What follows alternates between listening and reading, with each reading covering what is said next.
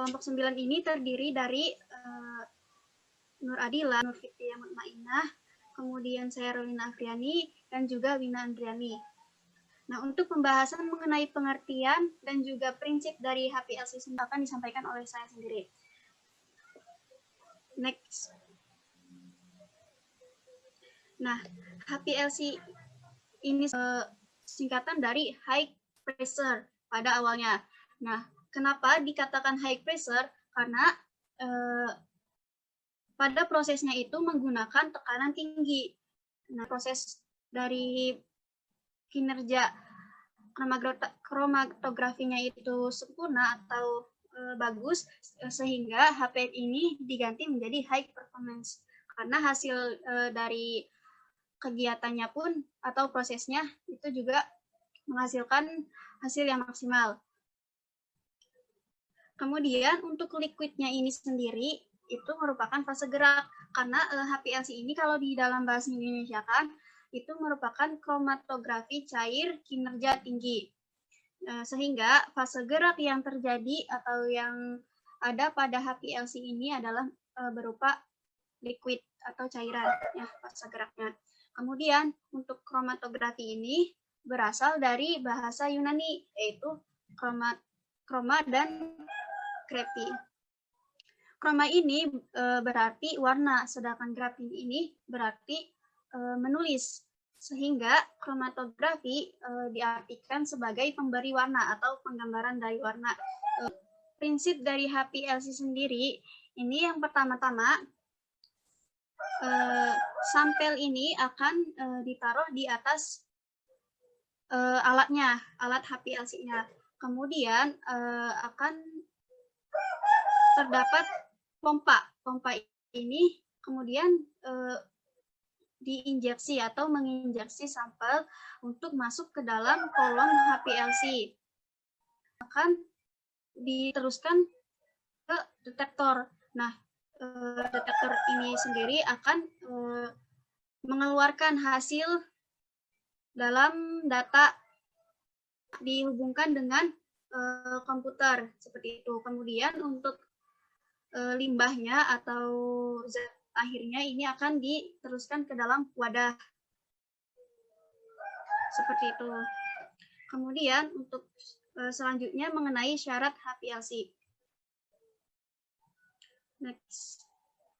Nah, syarat HPLC ini sendiri, harus bertindak sebagai pelarut yang baik untuk sampelnya tersebut, sehingga akan memudahkan dalam menganalisis zatnya.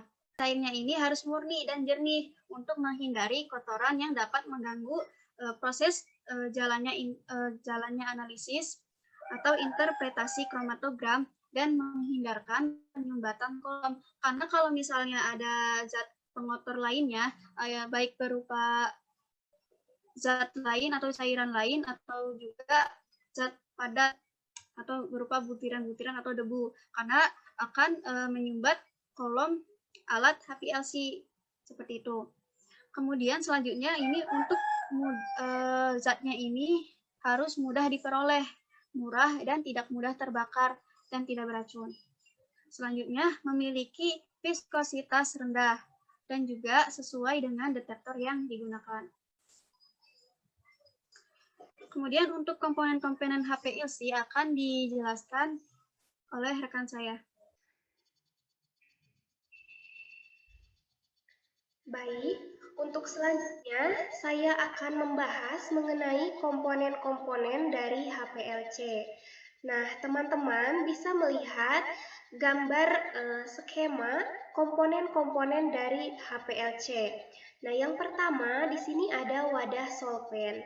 Kemudian yang kedua ada pompa, yang ketiga injektor, yang keempat kolom atau oven, kemudian yang selanjutnya yaitu detektor, kemudian yang terakhir ada integrator. Nah, mari kita bahas satu persatu. Komponen yang pertama dalam HPLC yaitu wadah solvent. Nah, wadah solvent ini bisa juga disebut sebagai wadah fasa gerak. Nah, wadah ini merupakan sebuah tandon yang berisi fasa gerak. Nah, di mana di dalamnya ini mempunyai sistem penyaring. Nah, berikut adalah ketentuan-ketentuan dari fasa gerak. Yang pertama, fasa gerak itu harus mudah diperoleh, kemudian tidak mudah terbakar dan tidak beracun. Nah, yang kedua, kekentalan dari fasa gerak ini tidak boleh melebihi dari 0,5 cp atau centipoise. Kemudian, fasa gerak ini harus sesuai dengan detektor yang digunakan. Kemudian yang keempat, nah untuk detektor RI atau refraktif index, pelarutnya harus mempunyai indeks bias yang berbeda dengan solut. Selanjutnya, untuk detektor UV, dia tidak boleh menyerap cahaya pada panjang gelombang cahaya yang dipakai. Kemudian yang selanjutnya, fasa gerak harus disaring dengan milipor 0,45 mikrometer dan di ultrasonik untuk menghindari adanya gelembung dan kotoran yang dapat menyumbat kolom. Kemudian selanjutnya berdasarkan kepolaran fasa diam dan fasa gerak, ini ada dua jenis fasa. Yang pertama ada yang disebut sebagai fasa normal, di mana fasa normal ini di dalamnya itu terdapat fasa diam yang bersifat polar dan fasa geraknya bersifat nonpolar. Nah, kemudian yang disebut sebagai fasa terbalik ini terdiri dari fasa diam dengan sifat nonpolar dan fasa gerak yang bersifat polar. Nah, komponen yang selanjutnya, komponen yang kedua adalah pompa. Nah, pompa ini merupakan sistem agar fasa gerak ini dapat mengalir. Nah, kinerja pompa yang diinginkan, yang pertama, tekanan yang dihasilkannya itu harus tinggi. Kemudian, yang kedua, fluktuasi tekanannya rendah. Kemudian yang ketiga, kecepatan aliran fasa geraknya harus tepat. Nah, ini ada ketentuan tambahan untuk pompa. Yang pertama, itu laju alir normal biasanya 1-2 ml per menit. Kemudian yang kedua, pompa harus dapat mengalirkan fasa gerak secara isokratik. Artinya, komposisi dan laju alirnya itu tetap. Atau bisa juga dengan cara gradien, yaitu komposisi dan laju alirnya berubah berdasarkan pengaturan waktu. Kemudian komponen yang selanjutnya yaitu injektor.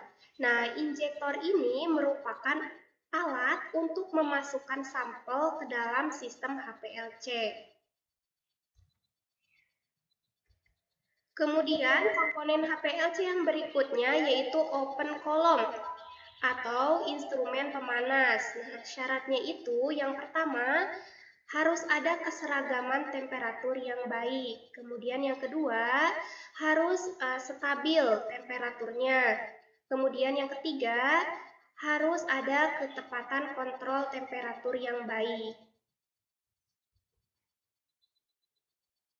Nah, yang selanjutnya, kolom pada HPLC ini, dia penampangnya itu berupa baja tahan karat, kemudian tahan terhadap tekanan tinggi.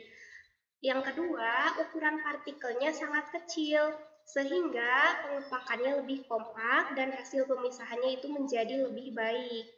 Kemudian dapat dipakai berulang-ulang.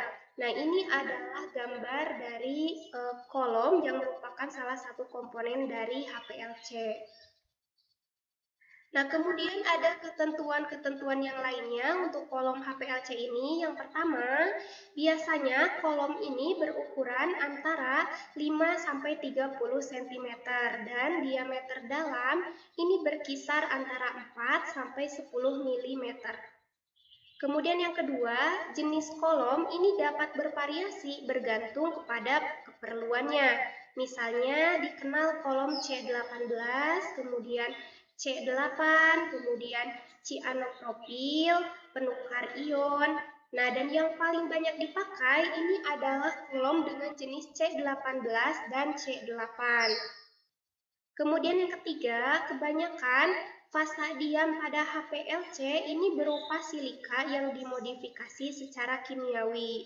Namun bisa juga silika yang tidak dimodifikasi atau polimer-polimer stiren dan divinil benzen. Nah, selanjutnya oktadesil silika atau ODS atau disebut juga C18 merupakan kolom atau fasa diam yang paling banyak digunakan. Karena apa? Karena dia mampu memisahkan senyawa-senyawa dengan kepolaran yang rendah, sedang maupun tinggi. Kemudian komponen yang selanjutnya yaitu detektor. Nah, detektor yang paling umum dipakai diantaranya yang pertama ada detektor ultraviolet atau visible atau yang disebut sebagai detektor UV vis. Kemudian yang kedua detektor fotodioda array atau PDA, kemudian detektor fluoresensi atau RF, kemudian detektor konduktivitas atau CDD, detektor refraktif index atau RID, kemudian detektor elektrokimia atau ECD, dan yang terakhir yang sering dipakai yaitu detektor spektrometer massa. Nah, ini ada ketentuan-ketentuan untuk detektor. Yang pertama, detektor itu harus cukup sensitif. Kemudian yang kedua, stabilitas dan reproducibility harus tinggi. Kemudian yang ketiga, harus respon linearnya terhadap solut. Kemudian yang keempat, waktu respon pendek sehingga tidak bergantung flow rate. Kemudian yang selanjutnya harus mudah digunakan, kemudian yang selanjutnya tidak merusak sampel. Nah, berikut ini ada kegunaan dari HPLC. Yang pertama, dia dapat digunakan untuk mengisolasi zat yang tidak mudah menguap. Kemudian yang kedua, dapat digunakan untuk mengisolasi zat yang secara termal tidak stabil atau dia tidak stabil terhadap perubahan suhu. Kemudian dapat digunakan dalam proses pemisahan senyawa-senyawa anorganik. Sekian materi dari saya. Selanjutnya ada ya studi kasus dari HPLC, yaitu dengan jurnal yang berjudul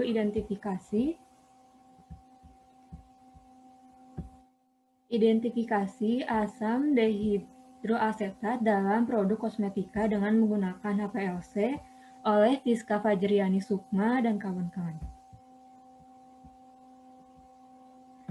Latar belakang dari penelitian ini adalah adanya kosmetik yang menjadi kebutuhan manusia, khususnya perempuan. Nah, hal ini menuntut industri kosmetik untuk terus mengembangkan teknologi dalam produk-produknya. Tidak hanya pada kemasannya saja, melainkan juga pada bahan-bahannya. Menurut bahan yang digunakan dan cara pengolahannya, kosmetik ini dapat dibagi menjadi dua, yaitu kosmetik tradisional dan juga kosmetik modern. Untuk kosmetik tradisional ini adalah kosmetik yang berasal dari bahan-bahan alami seperti buah-buahan alami yang dikeringkan ataupun bahan-bahan yang lainnya yang diolah secara tradisional. Sedangkan yang kosmetik modern ini adalah kosmetik yang ada campur tangannya dengan bahan-bahan kimia yang diolah oleh pabrik. Salah satu bahan yang ada di dalam kosmetik adalah pengawet. Nah, penambahan pengawet ini adalah bertujuan untuk agar kosmetik ini lebih tahan lama. Salah satu pengawet yang sering digunakan yaitu adalah asam dehidroasetat. Nah, asam ini banyak digunakan pada pembersih wajah. Adapun alat dan bahan yang digunakan antara lain adalah seperangkat alat KCKT, lalu ada kolom oktadesilsilana dengan ukuran partikel 5 mikron, lalu ada penyaring membran dengan ukuran 0,45 mikron, dan detektor UV. Untuk bahan-bahannya ada larutan baku asam dehidroasetat, larutan metanol, dan juga sampel uji yang berupa pembersih wajah. Kemudian untuk metodenya, yang pertama itu ada preparasi dari larutan baku. Yang pertama itu mencampurkan 10 mg asam dehidroasetat ditambah dengan 10 ml metanol, dimasukkan ke dalam labu ukur 10 ml. Setelah itu, setelah diencerkan, lalu diambil 1 ml dari larutan tersebut, lalu diencerkan kembali dengan 10 ml metanol yang dilabeli menjadi larutan B2.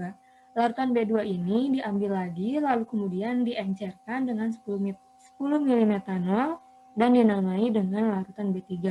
Lalu larutan B3 ini diencerkan lagi dengan 10 ml metanol yang dinamakan dengan larutan B atau larutan baku. Nah, kemudian larutan baku yang sudah jadi ini diinjeksikan ke dalam HPLC. Untuk larutan ujinya, 0,5 gram sampel ditambah 5 ml metanol dilarutkan dalam proses kimia, kemudian dimasukkan ke dalam labu ukur 10 ml. Nah, larutan ini dinamakan dengan larutan A. Kemudian disonifikasi selama 10 menit, lalu disaring dengan menggunakan kertas saring. Setelah itu, hasil saringannya atau filtratnya ini diambil sebanyak 1 ml, lalu disaring dengan menggunakan membran 0,45 micron. Hasil saringan ini dinamakan sebagai larutan A atau larutan uji yang sudah siap. Larutan uji yang sudah siap ini kemudian diinjeksikan ke dalam HPLC. Selanjutnya adalah pembahasan yang akan disampaikan oleh Adilah. Untuk yang selanjutnya, yaitu pembahasan mengenai penelitian yang dilakukan dalam jurnal ini. Nah, untuk yang pertama, HPLC atau High Performance Liquid Chromatography ini adalah teknik pemisahan, identifikasi, dan kuantifikasi komponen dalam suatu campuran. Nah, hal ini terutama cocok untuk senyawa yang tidak mudah menguap, tidak stabil secara termal, dan memiliki berat molekul yang besar. Untuk yang kedua, prinsip dasar HPLC ini merupakan pemisahan analit berdasarkan kepolarannya. Alatnya terdiri dari kolom, yaitu sebagai fasa diam, dan larutan tertentu sebagai fasa geraknya. Yang paling membedakan HPLC dengan kromatografi lainnya adalah di mana pada HPLC ini digunakan tekanan tinggi untuk mendorong fasa gerak. Ketika campuran analit akan terpisah berdasarkan kepolarannya dan kecepatannya untuk sampai ke detektor atau waktu retensinya akan berbeda. Hal ini akan teramati pada spektrum yang puncak-puncaknya terpisah. Nah, di dalam penelitian ini, di mana di dalam salah satu produk pembersih wajah yang bermerek itu merupakan produk perawatan wajah yang paling sering digunakan. Tak hanya sekedar untuk mengangkat kotoran di wajah, tetapi juga sebagai penambah kecantikan. Di mana biasanya pada produk kosmetik pembersih wajah tersebut memiliki komposisi yang menggunakan bahan-bahan yang mengandung pengawet. Pengawet di dalam kosmetik tersebut merupakan zat yang dapat mencegah kerusakan kosmetik yang disebabkan oleh mikroorganisme, sehingga bisa digunakan dalam jangka waktu yang lama. Nah, terkhusus dalam penelitian ini, salah satu pengawet yang dianalisis yaitu pengawet asam dehidroasetat. Asam dehidroasetat ini memiliki rumus kimia C8H8O4 yang merupakan senyawa asam organik yang memiliki beberapa aplikasi industri dan memiliki sifat tidak berbau, tidak berwarna putih, dan hampir tidak larut dalam air, namun cukup larut dalam kebanyakan pelarut organik. Nah, di dalam pengujiannya, sampel dilakukan preparasi sampel dan dilakukan sonikasi sebelum dilakukannya proses HPLC, di mana proses sonikasi ini bertujuan agar larutan tercampur dengan sempurna, sehingga memiliki kandungan zat yang homogen, baik kadar zat maupun warna dalam bentuk fisik, dan memecah senyawa atau sel untuk pemeriksaan lebih lanjut. Nah, di dalam proses ini juga, dalam proses HPLC ini ada waktu retensi, di mana waktu retensi merupakan selang waktu yang diperlukan oleh analit mulai saat injeksi sampai keluar dari kolom dan sinyalnya secara maksimal dan akan ditangkap oleh detektor. Nah, waktu retensi analit yang tertahan pada fase diam dinyatakan sebagai waktu retensi, sedangkan waktu retensi analit yang tidak tertahan pada fase diam atau sering disebut waktu retensi pelarut pengelusi dinyatakan sebagai TO atau TM, yaitu waktu migrasinya. Slide selanjutnya.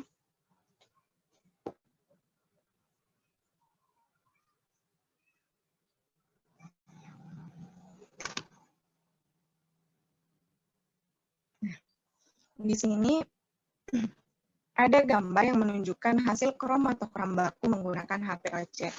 Jadi berdasarkan gambar ini, setelah dilakukan percobaan tentang larutan bakunya sesuai prosedur percobaan yang sudah dijelaskan sebelumnya, jadi hasil dari percobaan tersebut, hasil pengujiannya pada uji baku asam dehidroasetat ini dapat dilihat bahwa kromatogram baku itu diperoleh peak pada retention time atau pada rentang waktu sekitar di menit ke-11. Jadi pada percobaan larutan baku ini ternyata terdapat peak, dihasilkannya suatu peak dalam percobaan ini yang terdapat pada sekitar di waktu 11 menit lebih. Untuk yang selanjutnya, slide berikutnya.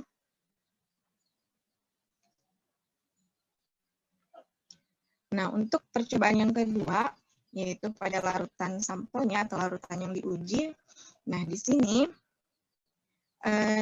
ternyata ketika percobaan tersebut dilakukan, hasil penelitiannya atau hasil percobaan itu menunjukkan bahwa uji sampel pembersih wajah kromatogram sampel dapat dilihat tidak adanya peak pada kromatogram. Terlihat grafik atau grafik pada gambar tersebut itu di mana pada waktu retensi 2,5 sampai dengan 3 itu merupakan waktu retensi analit yang tidak tertahan pada fase diam atau sering disebut sebagai waktu retensi pelarut pengolusi yang dinyatakan sebagai TO atau TM atau yang disebut dengan waktu migrasinya. Jadi ternyata setelah dilakukannya penelitian untuk larutan ujinya, ternyata tidak ada dihasilkannya dan tidak terdapatnya peak di dalam kromatogram yang terdapat di dalam kosmetik tersebut. Untuk slide berikutnya.